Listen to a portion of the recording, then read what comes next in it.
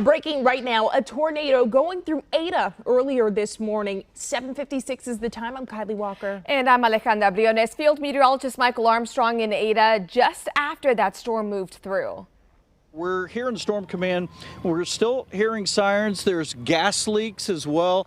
You can see the roof up here mostly ripped off of the school. I can't see on top of it, so I'm not sure exactly how much damage is to it. But Kyle, if you even look right here, here's part of the roof right here that's laying on the sidewalk, and there's just all sorts of debris and insulation all over in the roadway. And this is an enormous tree right here that's been snapped, and you can see it right there. I mean, look, you can see how big it is compared to me.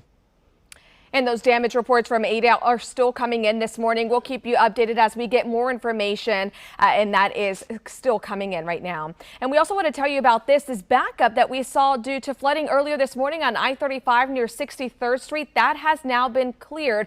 A lot of that water has been drained, so that is some good news for your early morning drive. Jonathan, let's get over to you. And loud night here with storms. And the good news, the rain has now come to an end briefly for OKC, and severe storms off to our east moving away from us.